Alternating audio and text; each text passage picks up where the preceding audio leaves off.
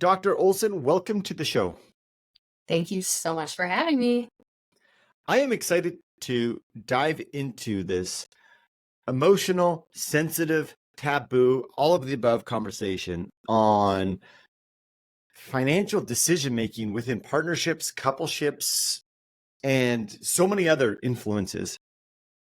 Something that I feel impacts all relationships, coupleships, and beyond, but yet we don't talk about it enough. So I'm happy you're doing the work you're doing.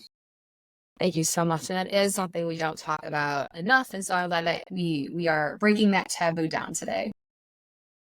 Something that I enjoy doing on the podcast is diving into the guests, a bit of their story. I think stories are extremely important to share as it helps convey a topic, but kind of on an emotional or a basis that we start to reflect on our own lives. So I'm curious, what made you study this sensitive topic, this topic that many people, and some of your research even talks about why, say, financial infidelity, which we'll get to, hasn't been researched so much. What got you into researching this hot topic? Yeah, I think there's a few things. It started out when I was a child, actually, growing up, and growing up in a very working class family. And I remember my parents sitting at the kitchen table doing the bills and just kind of observing them. And, not to divulge too much about my parents, but my dad is definitely a spendthrift and my mom is definitely a tightwad. And so they would always argue about, spending and saving. And I just witnessed that growing up. And turns out there is research by Scott, Rick, and colleagues that finds out we do tend to marry our financial opposites. So people that spend more than they would like to tend to marry people that spend less than they would like to, and it creates that tension. And so fast forward to my PhD program at the University of Michigan, and at the time I was interested in studying sex and sexuality in couples, and I realized that that wasn't really a marketing topic as much because I'm in a marketing department, and so I always joke about from one spicy topic to another of money. And I was engaged at the time. And I remember thinking, my fiance, he was like, we should join accounts. And I was like, no, we're not doing that. I love my autonomy. And then like the good little scholar that I am, I went to the literature and I'm like, well, what does the research say on this? And it quickly became evident that there wasn't a whole lot. And my advisor, Scott Rick, at the time, we started talking about it and he got really interested in this area, and that my whole body of work really developed from those early conversations. So I'd say it's just one of those things that I observed as a child and just really came to be intrigued by, because to your other question, a lot of the financial decision making research is conducted at the individual level, but my whole thing was, yeah, but a lot of these impactful financial decisions are made in concert with somebody else, in the context of relationships. And so I decided to tackle this very difficult topic, and here we are. Yeah, that marrying our opposite. It seems that we're setting ourselves up for a lifetime of, I'm looking for the right word here, a lifetime of questioning each other's decision or financial decision makings. 100%. So opposites attract was in the case of money, and it does predict lower financial harmony. Like partners just aren't on the same page as much, and it can cause tension and arguments. Why are we doing it? Why are we opposites attract? Is there a silver lining? If we do the work, does it seem to allow us to see each other's perspectives more and become a more empathetic person? Yeah, I think part of the reason I believe that we were attracted to our financial opposite is we dislike that part of ourselves and we seek it out in someone else. So like if I'm, really tight with money, I almost want someone to help loosen me up a little bit. And so that's why, and I think, it can cause risks, but it can also provide a nice opportunity for conversation and help you get on the same page and, align your financial goals and then ultimately move forward together. So this last part you said, move forward together, I think is a key part of that sentence, because obviously if we're not doing it together, we have dysfunction and arguments and so forth, which I would assume everybody listening to has experienced that at some point in time. When it comes to partnerships, you've done some work on perceived control or subjective knowledge when it comes to financial capability, or just the amount of knowledge someone has in around money. How, if anything at all, does this impact the influence that person has on financial decisions in the relationship? And when I say that person, the person with maybe higher perceived or objective financial knowledge. Mhm. Yeah, so that this research we recently published and it was part of my dissertation, and we looked at how couples make financial decisions together. And on the surface, you might think, oh, well, the partners are going to rely on the person who knows more. And so that would be financial literacy, or what we call objective financial knowledge. But knowing what to do is different than thinking you know what to do. And so confidence, subjective knowledge, can ultimately have a really strong impact in the context of relationships. And we did some pilot studies where we asked people to make inferences about their partner's level of literacy, like how much do they actually know?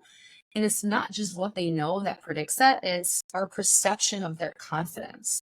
And so we brought couples into the lab and we looked at these dynamics, and we do find that even above and beyond literacy, partners are really relying on the partner who has greater subjective confidence. And the reason is because, well, some potential mechanisms are things like they tend to talk more. So we measured their airtime during the discussion, and people that think they know a lot tend to talk a lot, and so we find that that's the dynamic in partners. And so my father-in-law is a retired financial planner, and he often mentioned this when couples would come into the office. There might be one person who's doing all the talking and has greater perceived knowledge in some sense, but then they never come back because they're not maybe the one that's ultimately driving it at home. And so it is important to get both partners on the same page. But we do see that this confidence piece does matter. And I would argue that they both things matter. We need both literacy and confidence. It's interesting. So I'm hearing you say the person who has this more confidence might come across as more capable. Mm-hmm. It makes me think of the behavioral bias, the Dunning-Kruger effect, where like the least you know, the more confident you can be in something. Right. Is it difficult to then harmonize those conversations when that confident person is like, no, I know this, and maybe the other individual is just sitting there silent? And I guess you can have two different personality types, where that silent person, or that person who feels like maybe their voice doesn't matter, might just concede, or they might try to get their voice heard, but it sounds like it might be difficult if this confident person doesn't listen. That's true. So like unfounded confidence in some ways. And so we find that financial literacy and financial confidence are correlated. So if you score 13 out of 13 on a financial literacy quiz, you probably guessed I got all 13. But not always. Like you said, there's situations where, someone is essentially full of hot air. But the nice thing about relationships is then the other partner can see through that. Like we've had multiple conversations together. Like I know that you're full of it, kind of a thing. And so, so I think that is less common in this case because of couples. They have that integrated that knowledge of each other over time. Mm-hmm. So based on your research and what you really found on this financial control and financial decision making, how do couples start to, I guess, bring the equilibrium to a neutral stance? And maybe that doesn't mean that they're both making one for one financial decisions, but more or less they feel like, hey, my voice is being heard in this financial decision. It's not like I'm going to bed thinking that person has more financial control over me. Yeah, and that's why I think just having conversations are really important. And I know it's super easy to say, oh, we'll just talk about money. It's really challenging, but I think it's one of those things where you make a concerted effort to make sure both partners' wishes are being heard and that one person's not controlling all the finances. I think both partners need to be involved in that process and both feel comfortable moving together.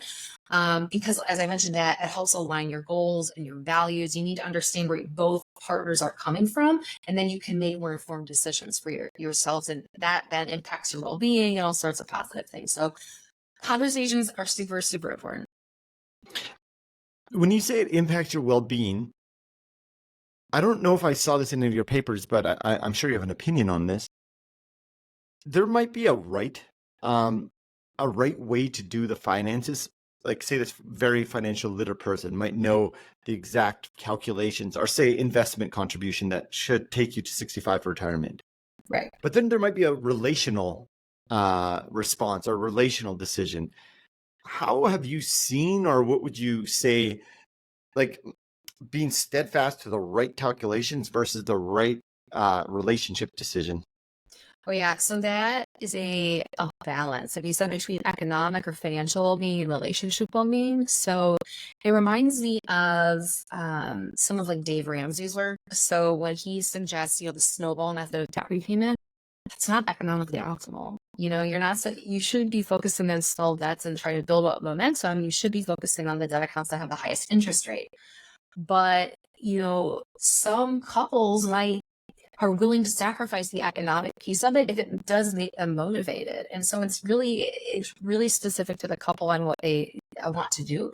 No, of course, I am a big advocate of, economic optimality, but I also recognize that money is not just dollars and cents. It's autonomy, it's freedom, it's responsibility, it's all these other factors. It's feelings and emotions. And so I think you also need to take that into account of your calculus of your financial decision making. I agree. The feelings and emotions are greater than I think most people feel.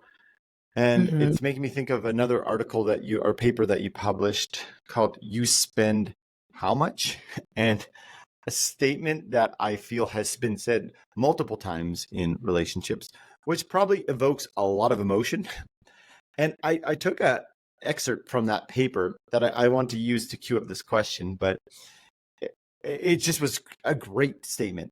It says, money stirs up fierce and deeply uncomfortable emotions like resentment, envy, guilt, self-righteousness, anxiety.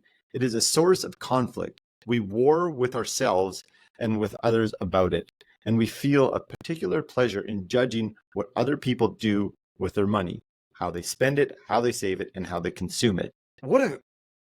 You encapsulated so much of the human experience of money. Why did you decide to put that in there so explicitly clear? What was your objective with that? So we wanted to highlight the fact that, again, money is not just currency. We're not, homo economicus. We don't operate as fully rational human beings. We have to consider the associations we have with money, the resentment, all these other pieces. And that particular article, we were really focused on emphasizing how we evaluate each other's, like our partners' spending tendencies. And it could be a function of how they were brought up. It could be a function of, like these childhood dreams that they had or their current desires. And it may not align with your own. And so that creates that defensiveness and, like you said, potential resentment and fear and envy. And, we all like to see these stories of people, this is terrible, drowning in debt. You're like, oh, well, at least that's not us, kind of a thing. That self-righteousness piece, like, it's so complicated and we need to know more about it. And so, Scott and I like to write very explicitly with statements like that. And so, yeah, I think we just really want to emphasize that it's not clear cut and there's a lot of nuance. Mm-hmm. And I was interested in why we judge people so much. Whether it's within our coupleship, we judge another couple, we judge the neighbor, we judge a lot of people. We tend to forget someone, ourselves. What did you guys infer of why are we constantly judging other people in their financial decision making, especially our spouses? As soon as you started saying this stuff, I started thinking about that Taylor Swift line about I'll stare directly into the sun, but never in the mirror. Yeah. Perfect for all the Swifties out there. So we are social creatures. And so have you ever heard of social comparison theory? Yeah. Yeah, so just we look to other people as a source of information. And I think when it comes to money, there isn't necessarily a perfect path. And so you look to other people, like, well, what are they doing with their money? Are they, how much are they spending? How much are they saving? And I think social media, look, and people are on these luxurious vacations and you think, well, I could never afford that. But then someone else is looking at you, saying, wow, you have, a luxury vehicle. I could never afford that. Like, we're just constantly comparing. And a lot of this is visible. through social media. And then our partners are arguably one of the adults we spend the most time with in our lifetime. And so we're definitely going to be judging. It's kind of like, it reminds me of like cell phones. Like as soon as I put my cell phone down, I like land on my husband for being on his cell phone. It's the same thing with spending. Like I spent on this, but like I'm gonna blame them for this other thing. And so I think we're just constantly trying to figure it out and learn about ourselves by judging others. Hopefully we are learning about ourselves at some point. I hope so too. And I found it interesting how you talk about how just observing how our partner spends money or interacts with money influences how then we start to, I guess, think and make decisions as well. Can you touch on how much of an impact does that actually have? I think it has a lot of an impact, and I think you can go in one of two different ways. So if you see your partner like spending a lot, let's say, it might license you to do the same.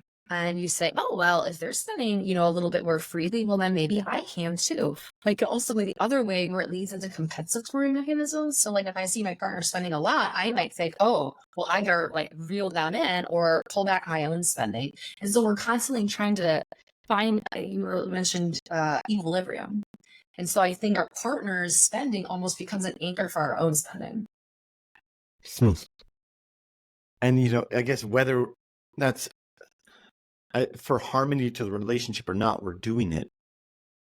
When you see all the nuance, like that paragraph that I introduced, all the deep-seated emotions that we have with ourselves when it comes to financial decision-making and with our partner, can we even get this right? Or is it just doomed and it's going to fail and we're going to have to just learn how to have a life of coping? It is not doomed. Oh, good. Luckily, with all things, I think it can improve with work and a goal of working together and understanding that there are going to be setbacks. Like, oh, I went over budget this month, but guess what? There's next month. And so there could be these setbacks, but I think, recognizing that it's okay to make what you might perceive as mistakes, but you keep going and you stay united.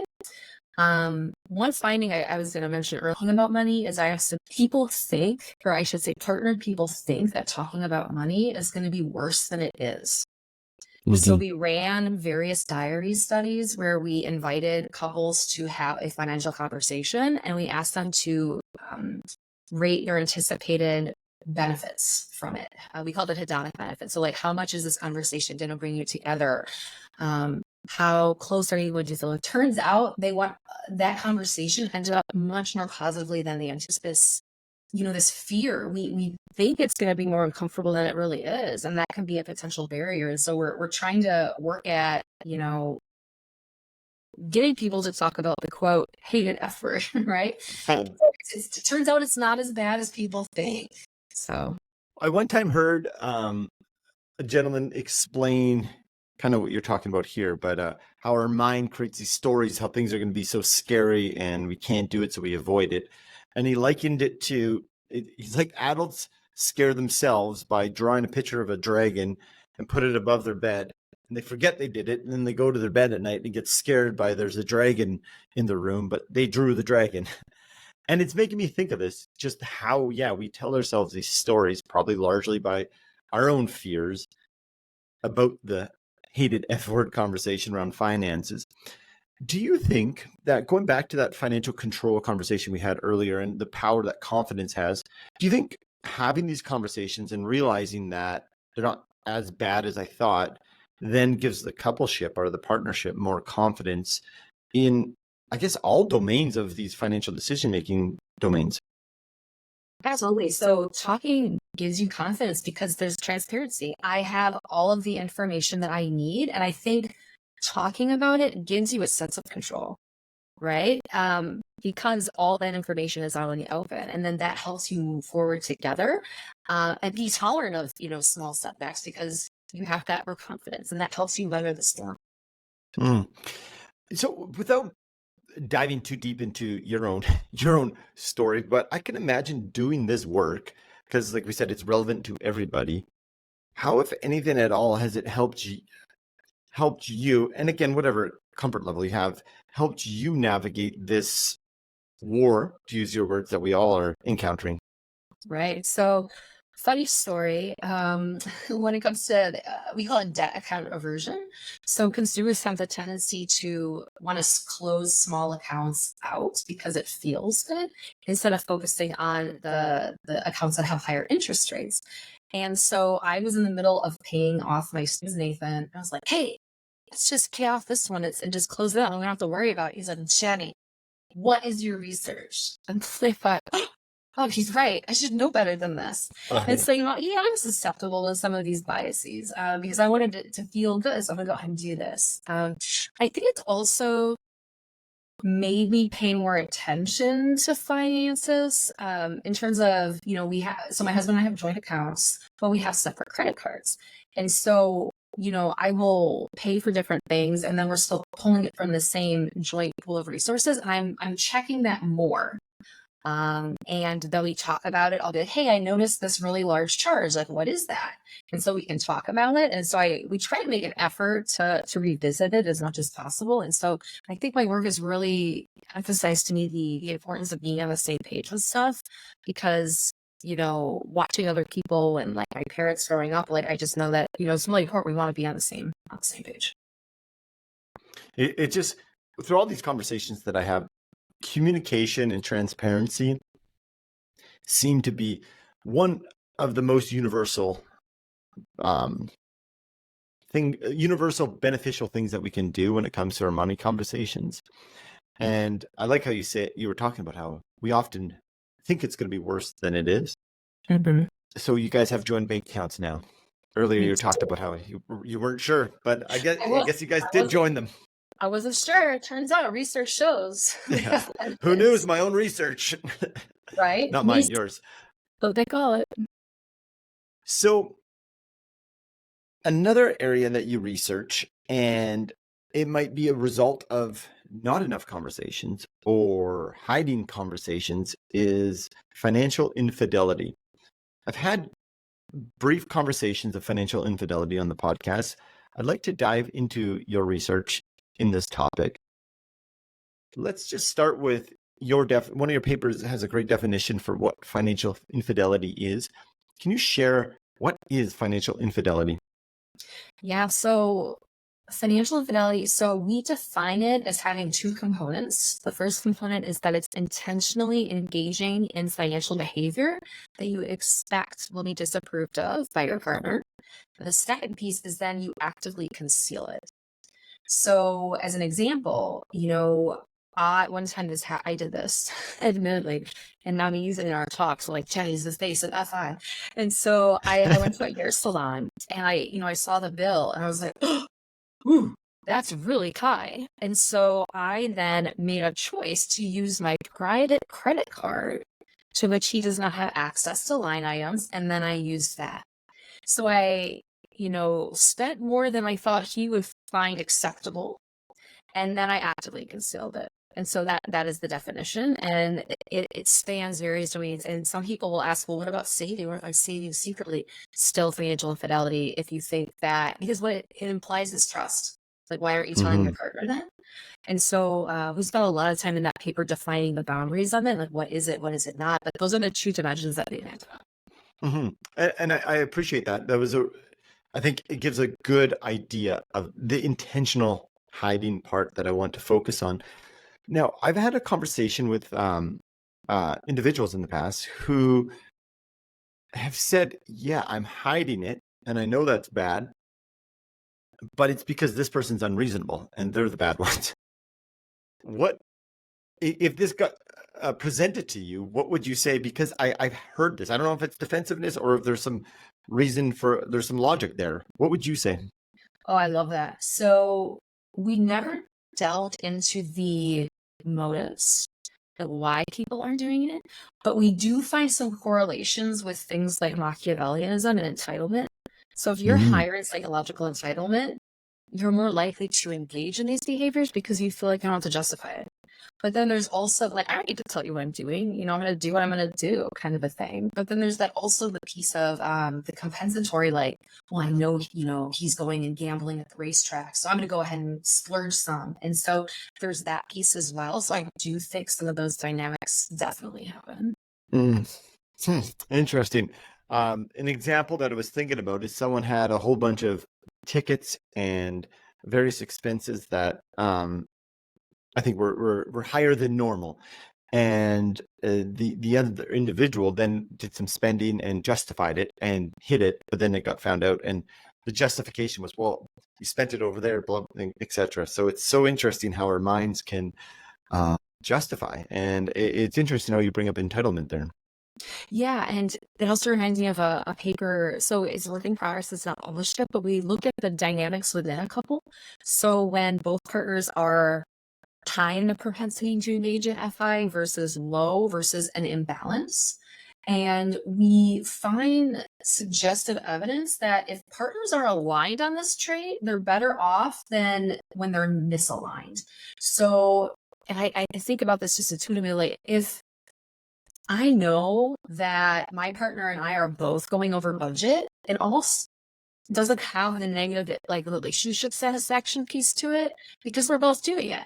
Or if neither of us are doing, of course, that's probably pretty good, but it's this misalignment. It's when one partner is doing it and the other isn't that really creates the negative implications for, we looked at two things, financial well-being, so you're saving less money because you're not united. And then second, you're less happy in the marriage. And so there's definitely these dynamics, but on average, I should say that most people are relatively low in their propensity to engage in financial infidelity. But that could be self-report, right? People are admitting it. It's hard. It's really hard to study this, to be fair. Yeah, I can imagine. And so you say most people are low, but it's self-report. And I wonder how low it would actually be. Just having a lot of real conversations with people, I feel like there probably is a lot more happening. Or you do talk about in your paper, like you call it discrete spending. So maybe just can you touch on the difference between financial infidelity and discrete spending? The names themselves, I would self-report to discrete spending if I had to self-disclose because it feels better. Right. Well, I think as part of it is people, like kind of what you were saying, people justify it to themselves.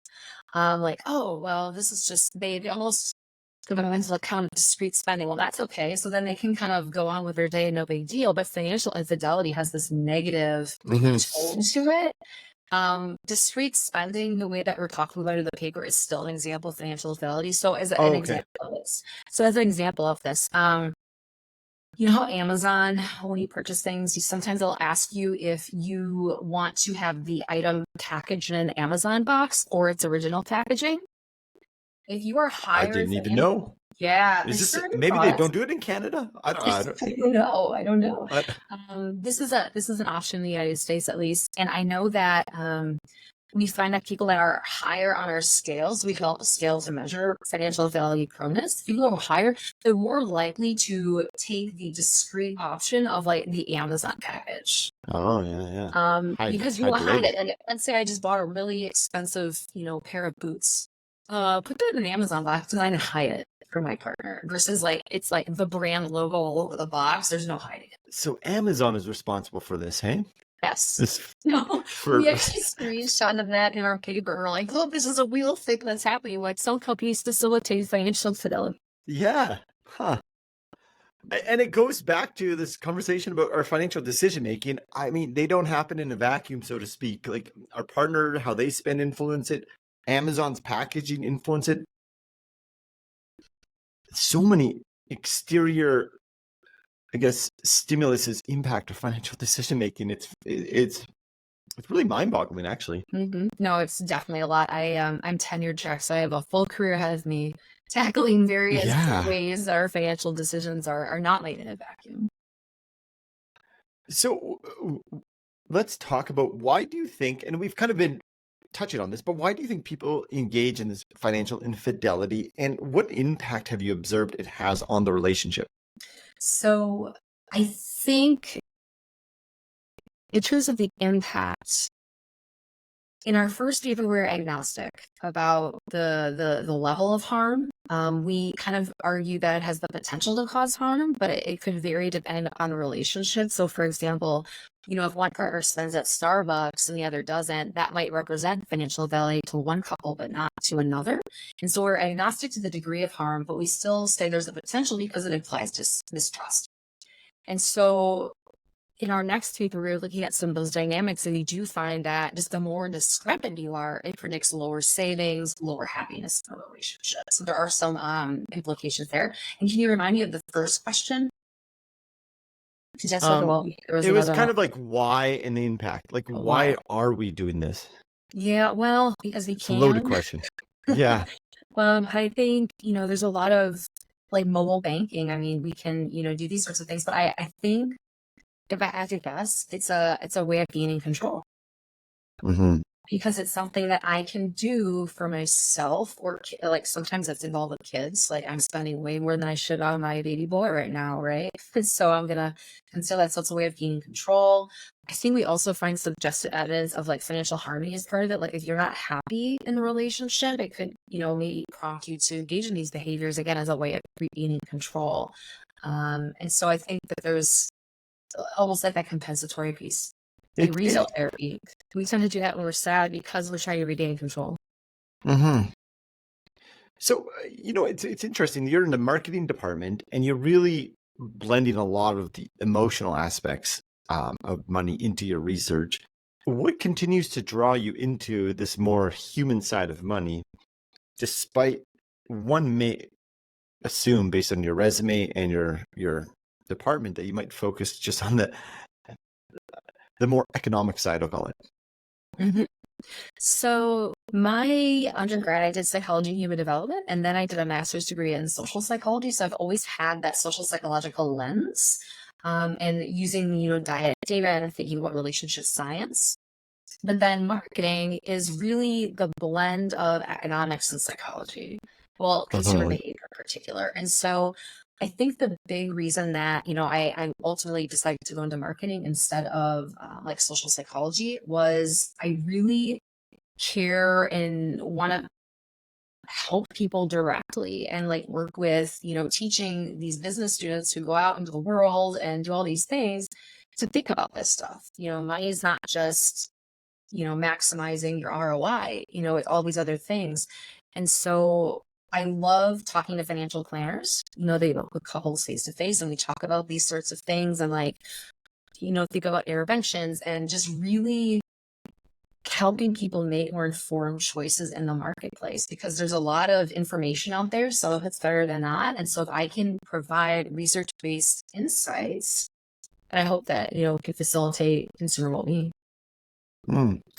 So say someone's listening and, that last part really influence consumer well-being. If this is the desired outcome that we're trying to navigate towards, and I think most of us are, if they're having trouble with imbalance of decision-making around finances, maybe they're engaging in themselves, financial infidelity, or they assume their partner is, or versions of financial infidelity, because we don't want to admit it's financial infidelity because it's such a hard word. Discrete spending. Discrete spending. There's the marketing coming out. We need a new word for that. What we've talked about communication and transparency. Are there any other things that you would suggest based on your research? What relationships and individuals within those relationships can start to do? I would say be honest with yourself, and think about journaling. I mean, I always hate when people are like, oh, you should journal about this, but it's a thing, and like actually write some of these things down. One of the exercises that I know a financial planner was mentioned to me was to have people write down her values. Like, what are really the values that drive you? For some people, it's fun, it's spontaneity, it's security. So kind of write that down and then take stock of, is the financial behavior that I'm engaging in helping me reach those or fulfill those values? And then, maybe both partners do that exercise and then and I keep saying conversation, but then it provides a platform, trying to think about these sorts of things. Another thing I'd like to ask people to consider is their first memories of money, like when do you remember learning about it? And chances are there is something there that is still present today. And I find that fascinating. I don't study that dynamic yet, but I want to Oh, delve more into that as well because, like you said, the stories we tell us, there's a reason for it, right? It's coming from somewhere. And so I think building more awareness on maybe, why you're spending, because it's probably not about the item. It could be about something else, right? It's celebration or some other sort of thing. I think having that insight can then help you live your life in a way that's aligned with those values. I think that's very insightful. Yeah, we know just how much those early memories and experiences, like you even talked about watching your parents with two different perspectives, have influenced us. You said you haven't studied it yet. If you had to make an assumption of, this is a big assumption, but if we look at individuals engaging in financial infidelity, if we look at what is the underlying need, what would you assume might be an experience or memory that they're drawing back from their childhood? I would say security. Secure. So yeah, like it's a big assumption. I'm thinking of a Hmm. scenario where if you grew up lower income, money was very scarce. You weren't sure if you were going to have, clothing the next season or food on the table. You then grow up kind of feeling like money is scarce. It's this thing that's elusive. You may not have it tomorrow. And so when you get it, you want to spend it almost. Or conversely, you want to, save up, save because it could always be gone. And so I think that can create that need then to, and it also can bring about shame, right? And then you're afraid to share this part of you with your partner. Um, so yeah, I think it can go in a couple different ways depending upon those early, and a lot, I know, I don't know, status plays into this, and yeah. Yeah, I think I really appreciate that. Like security and the shame you said. Hmm. Uh, and why is because we can look at this as like you're wrong, which is I guess shame based in itself. Like you Right. committed financial infidelity, you're wrong. But I like this thinking that we're seeking an underlying need that might not be met underneath, and it might help people, I guess, have more relational conversations when these things come up, as opposed to getting extremely mad and yelling. Yeah, and this is a super vulnerable thing, right? So, like, if you are engaging in financial infidelity or you suspect your partner is, one thing that I highly recommend is almost taking a step back and getting curious about it. Hmm. No judgment. I'm trying to understand, how does it make you feel? Are there certain times that you find yourself doing this more often than not? And I think by getting curious, it takes the stigma away. And then you can actually understand, like you said, what's the real need that's driving this? I feel like that's where your journaling comment really could come in before you blow the lid off and get angry. Because it is easy, let me tell you. I've been in that situation. It's easier for me to say this than to do it. And it is Yeah. for everybody. But no, I mean, so there's this thing, the hot cold empathy gap, if you've ever heard of this. Like money tends to put us in a hot state. We need to take a step back to get into a cold state. And then that's where we can think a little bit more clearly. We just got a cold bath then. Maybe that'll take away the hotness. Cold bath seems to fix everything nowadays. Or cold plunge, sorry. Oh I don't know yeah. if Go ahead. that was that was my internal joke to myself that it seems like cold plunging resolves everything in the world right now. Money, it influences so many things that we've been talking about, is hiding expenses, financial control. You've also done some research on how income can influence our pro-social, was it spending or view as around money? Maybe just touch on that research, because I found it really interesting how you're linking income, not just money, but like your income to pro-social spending. Oh, so that paper. So I have some working at All's relationship satisfaction with financial decision making, but I also have this other body of work of how we judge other people's behavior, Okay. engaging in pro-social behavior, but wealthier people we actually see as more moral for engaging in these sorts of behaviors. Oh, that really? Yes. So that is a So whole nother topic of conversation. Because yeah, I got a whole thing on like how we judge other people for their income. wow. So someone I was talking to asked, like, said a little statement about your paper on that one, and I didn't go into the paper. The other ones I was reading, and that is fascinating to me. So, are you saying that we have this idea? And I know you said it's a whole nother conversation, but individual like say Bill Gates, who has plenty of money, with his pro-social spending, we view as more moral than say someone who's lower income, who's Mhm. giving probably a much larger percentage of their overall income, but they're Mhm. less moral for doing so. And I should say lower income and receiving government benefits, aka like welfare recipients. And part of it is people assume like, well, if you have all this extra money to give, maybe you should allocate that towards something else, like education or other things. And so it elicits anger. Like people, I Hmm. think it goes back to this idea that we judge everyone. Like we're just constantly judging everyone for what they're spending, what they're not spending, and we do it as a function of their income. Hmm. That is interesting.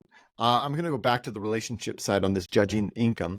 How have you observed, if anything at all, within relationships, income levels, and the correlation between how much financial control or decision making they have within a relationship?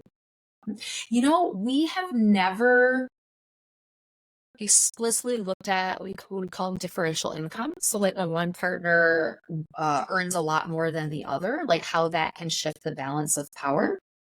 I will say I've read some stuff in some of the sociology. I think there's a few papers that are in the works that I've seen at conferences lately starting to look at this. But the higher earning partner does tend to expect greater control of the finances, right? Even if the other partner is still contributing maybe in non-financial ways with like caregiving responsibilities and things like that.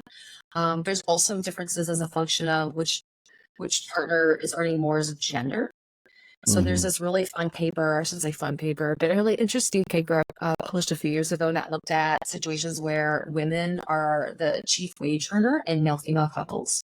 And they find that the partners will tend to maintain multiple pools of resources to allow a male partner to feel like he's controlling, like, hey, I pay for the mortgage, kind of a thing. So there's this, yeah, there's so many interesting things of this domain. But in my own work, I haven't explicitly looked at that, but there are some dynamics for sure. Always got to prop them up, eh? You know, you gotta feel like you're contributing in a Okay. traditional male way, right? Yeah.